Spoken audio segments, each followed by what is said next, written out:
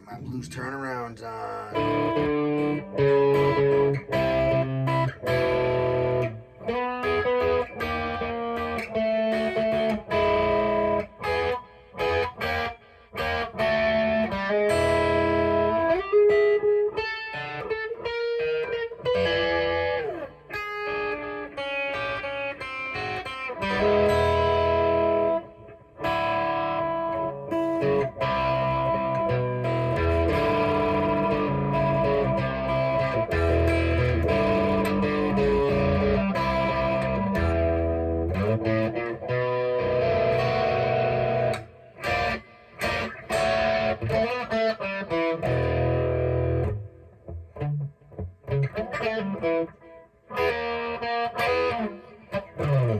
All right.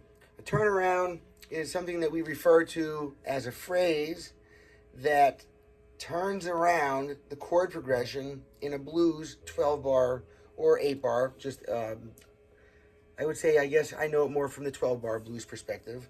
The turnaround is the phrase because literally you're taking the chord progression and it turns it back around and you're going to start it from the beginning again. The 12 bars of the blues, I like to break down into 3 lines in my mind. Since music does all break down into measure, that's most music we're doing counts 4 beats per measure or a bar. That's the word 12 bar. Blues means 12 measures. So that's a 12 measure long progression. The progression goes in the key of E. E for 1 measure. So you're going to do it like this. E, then A, then E, then E, then A, then A, then E, then E. So there's 8. And your last 4 is where the turnaround starts, the last line. I put 3 lines of 4 chords each. Each chord gets 4 beats per measure, so 1 per beat. You can strum like that. You can do for the triplet, we're going to do 3 notes per beat. And then the last line, the turnaround, would be B for 1 measure, A for 1 measure, then the root chord, which is your E, back for 1 measure, and then B. And then after that, it turns back around and you start from the beginning again. So that last line referred to as a turnaround. I refer to the whole mess of it from the B chord on as the turnaround. Some people break it down to just the last 2 bars or so. Some people even the last bar. But these riffs cover several bars, so I like to think of kind of the whole last line of the 3 lines of the 12 bars. 4 bars per line, 3 lines, 12 bars. You get it? Now watch, we have E. So the root note, when the root note is on the 1st string, our little riff looks like this. All right,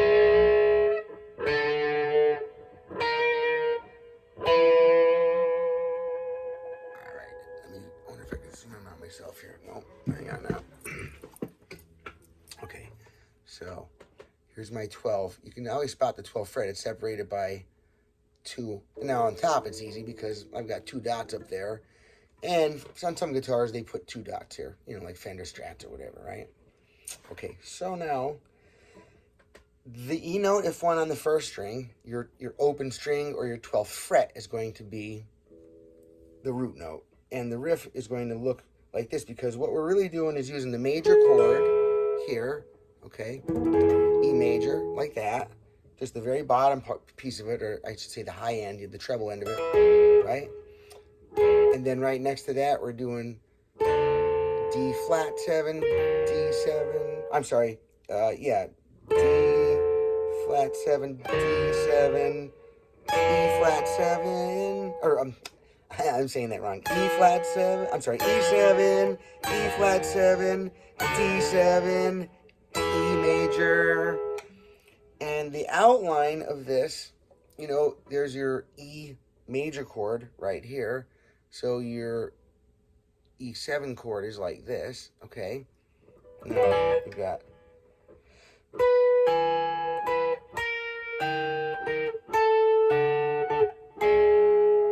And I'm just outlining the shape. I'm only using the 3rd and 1st strings in this riff. So... I'll do it down here in the open position. I like to start it in the closed position. So we notice that this will be an open string, That's going to be our first fret downtown there, you know, over here, right? So you can walk up or down. It doesn't matter. And they both serve the same thing. It turns the chord progression back around sonically. So the listener's ear gets prepared for the progression to start again. The listener's ear very much so loves when we set up a scenario where they can predict it, and then we satisfy that prediction with where they're right, and they hear what they thought they would. That's very pleasing in music to us and how we perceive it. Now, you know, one of the ways you can get the chills or something like that, or really get excitable with it.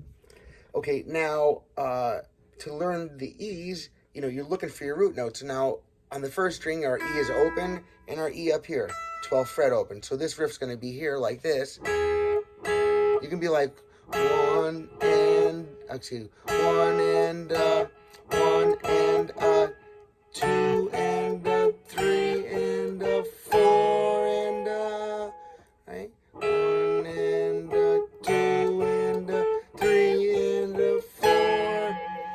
You can literally play the whole chord, the little E7 chord, and just go like 1, 2, 3, you know, 1 and, 2 and, 3 and, 4 and, or up 1 and 2 and 3 and 4 and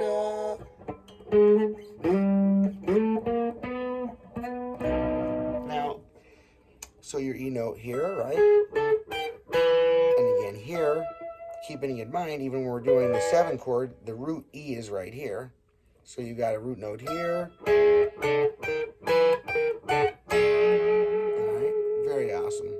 Now, in open, then, it's going to be your open string in open position, right? First fret here, that's taking the shape of this. Right here, sorry. I don't have to push it, though, because the nut doesn't mean this crazy dude either. The nut is doing the job for us, watch. 1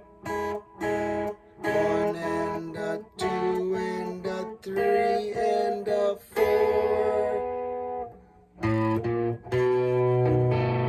And I'm just going back to the B chord there, walking right up to the B note. A sharp, B. You do a B power chord, any B chord you know, or just the B note is fine enough. Now, we could do it backwards, right?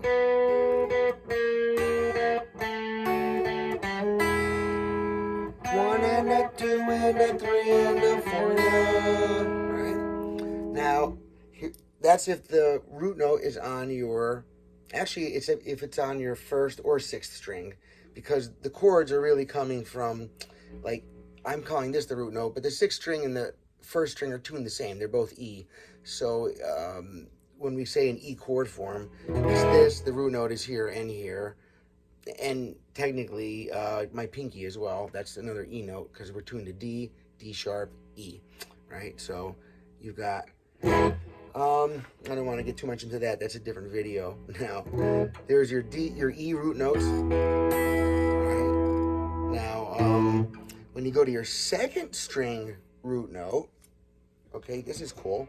The 2nd string root note, here's your E, right?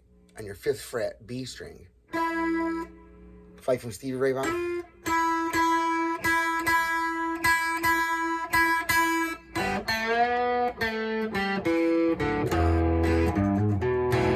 But anyway, there's a different video too.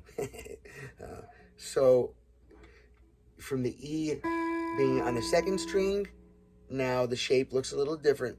We're going to do 2 different versions of it from here. The first shape's going to look just like it did here, except we're doing everything exactly 5 frets up. So instead of, now we move literally 1, 2, 3, 4, 5 frets, and then up a string with each finger. Or I should say down in number up towards your face, okay? Now from those, now picking the 4th and 2nd string instead, we got the same scenario here.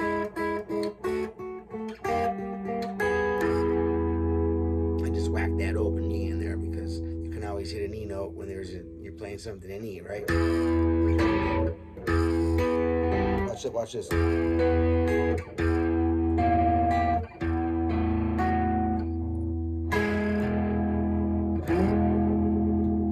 Love that stuff. Now now that's from that perspective, okay? That's the same riff that we did here.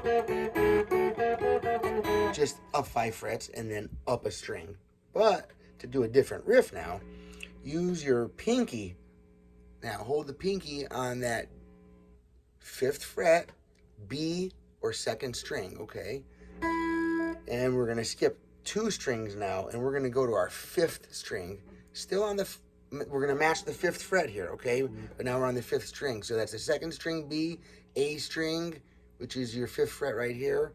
And we're gonna pick those notes. Now listen, same way. You do 1 and a 2 and a 3 and a 4 and a 1 and a, or we can pick them like this instead of 1 and a 2 and a 3 and a 4 and a 1 and a 2 and a 3 and a 4 and a, or start from the bottom, 1 and a 2, I'm sorry, 1 and a 2 and a 3 and a 4 and a, you can add the open E in every time as one part of it. 1 and, let's see, 1 and a 2 and a 3 and a 4 and a.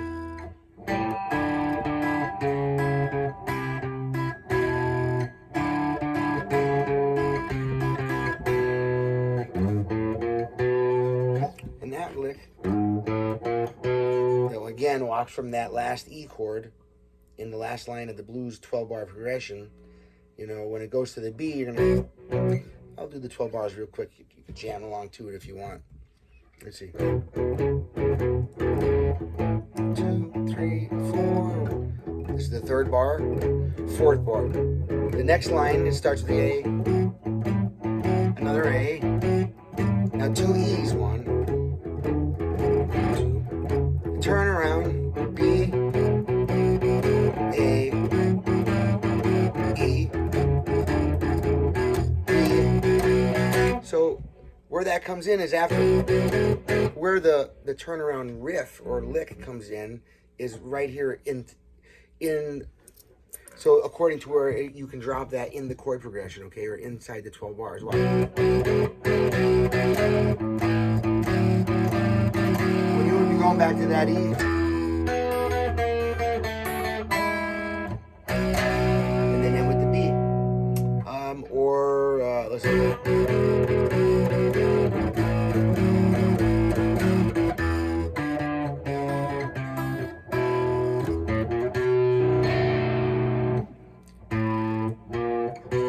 I just laid down the B7 chord. If you don't know that, this is a B note right there. Next string, skip the B string because you want that B string to ring open. It's a B chord, right? And then right here.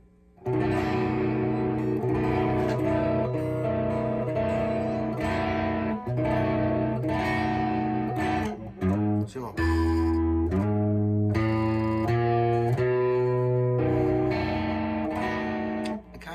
Don't wait till I make the whole chord before I hit the B note, or else I'd miss it every time. I kind of walk into it. And as I'm making the chord, I'm dun dun dun dun with my right hand. I'm following up with it, okay? Just some advice on that one. I know I struggle for a bit till I realize that I don't have to make the entire chord before I hit it. I can walk into the chord, is what I call it. Be like this. Now in the riff itself too, I'm staying right here. Okay, but I also, the riff is it's a chromatic 4-note riff from your A flat up to your B note, starting on your open E.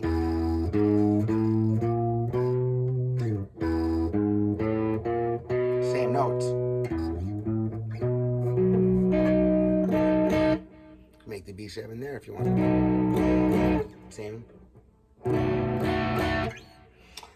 Okay, I like that one. So this here.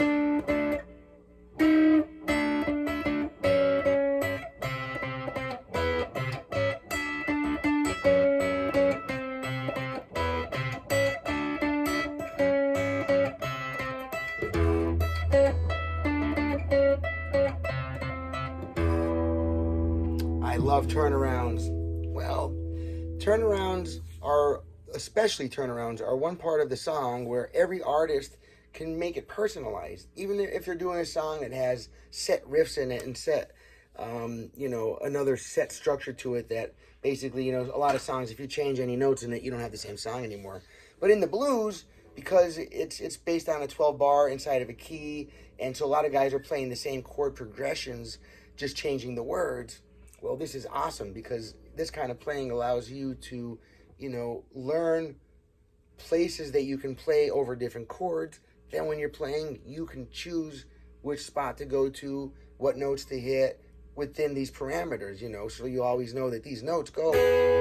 And especially the chords, we're taking them from E7, E flat 7, D7, E. But we're only hitting this little tiny piece right here.